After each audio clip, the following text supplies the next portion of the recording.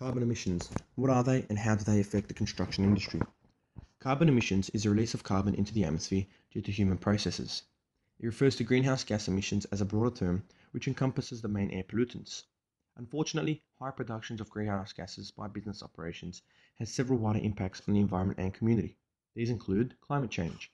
Climate change is a critical effect of large carbon footprints. Carbon emissions into the atmosphere contribute to the warming of the planet.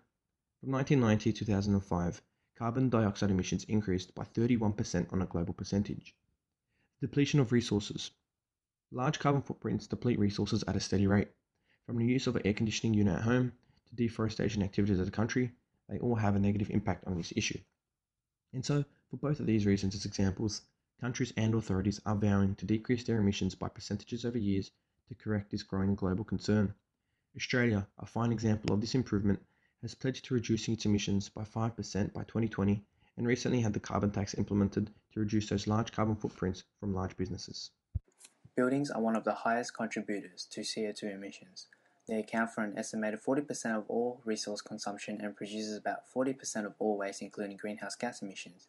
In Australia, they are responsible for 23% of Australia's greenhouse gas emissions, according to the APARE Research Report 2006, 26th of December. The main contribution to such a high percentage of CO2 emissions is from the high demand and use of electricity and water. Most buildings, residential and commercial, utilize these types of energy for heating, cooling, lighting, and cleaning as a majority.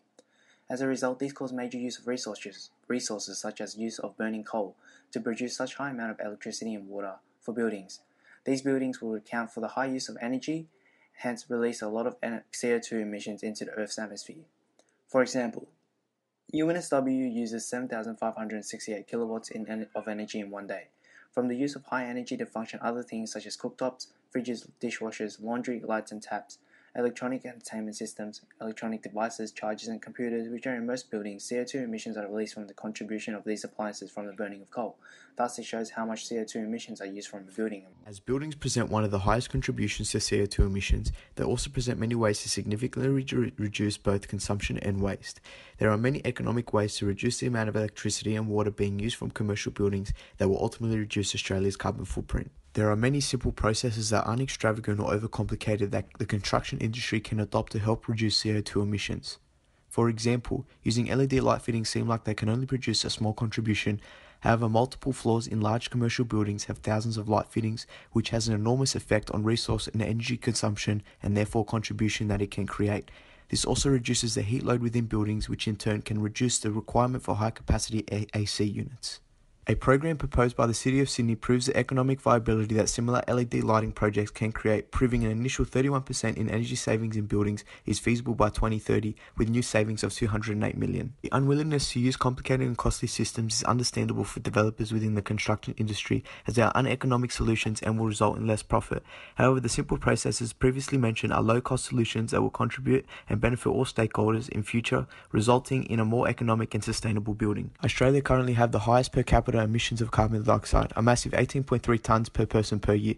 These simple yet effective methods should be adopted by the Australian population, but specifically the construction industry, to ensure the reduction of our carbon footprint. An initiative by the Australian government should be encouraged to amend the Australian standards in these buildings to reflect current trends, as a healthy atmosphere is essential for future generations. Further reinforcing the above content on reducing pollution emissions during the life cycle of a building will be detailed through a case study of Santos Place in Queensland. This A-grade building has integrated a 1.2 megawatt tri-generation solution, generating electrical heating and cooling energy throughout the entire building, reducing carbon emissions by 60%. Furthermore, the building has also incorporated low ozone depletion potential refrigerant, reducing total carbon footprint and emissions leakage affecting the environment. Also, other methods incorporated is an on-site stormwater filtration, effectively reducing the amount of water consumed and the level of CO2 emissions exerted. Energy-efficient T5 LED lighting accompanied by performance facade limits heat absorption, contributing to a low-level emissions output. A refrigeration load lifts, which creates energy reuse from an integral braking control system, again reducing the overall emissions footprint of the building. Overall, the initiatives installed have effectively reduced the pollution emissions exerted by the building up to 40% compared to a standard building. And there you have it, ladies and gentlemen. That concludes our informative visual on carbon emissions and its association in the construction industry. Hopefully by now, you have understood the impact excessive usage has on the environment and why it is extremely important to be as sustainable as possible in this day and age. Thank you for listening.